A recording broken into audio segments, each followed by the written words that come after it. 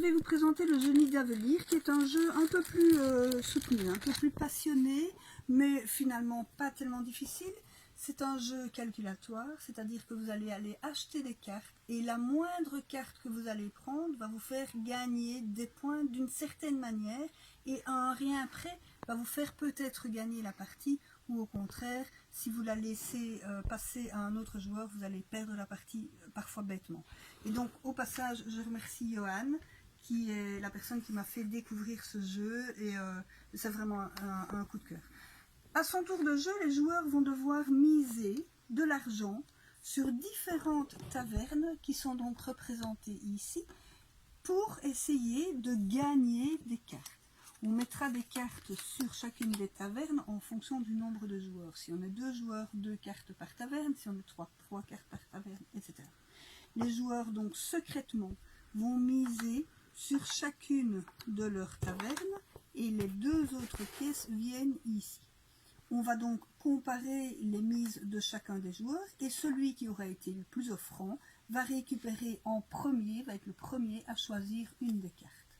D'accord? Simplement, c'est cette manière que ça va se passer. Le jeu va se passer de cette manière-là. On va dévoiler nos jetons. Le plus offrant sera le premier à choisir, le second, le deuxième, etc. etc. Les pièces qui se trouvent ici n'ont pas servi dans l'échange du jeu. Par contre, si j'avais mis une pièce 0 sur une de mes tavernes, dans ce cas-ci la verte, mais ça pourrait être une autre, ça voudrait dire que je passe évidemment mon tour dans les choix, je serai le dernier à choisir la dernière des cartes, donc sans doute la moins intéressante, mais cela me permet d'additionner les 2 pièces qui ne serviront à rien, 8. Et dans ce cas-ci, et c'est ça la particularité du jeu, dans ce cas-ci, je peux récupérer la pièce 8, j'augmente ainsi ma valeur, ma bourse, j'augmente ma puissance d'achat et j'élimine la plus petite des pièces, définitivement.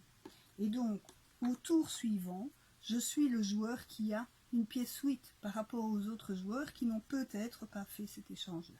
Voilà, c'est aussi simple que ça. Après, les cartes, on va compter les points en fonction de différents critères. Les cartes bleues, par exemple, on comptera la somme de toutes les cartes bleues qu'on a réussi à additionner. Les cartes vertes, elles se posent ici. Et vous voyez que dans ce cas-ci, cette carte-ci, elle me rapporte déjà 9 points.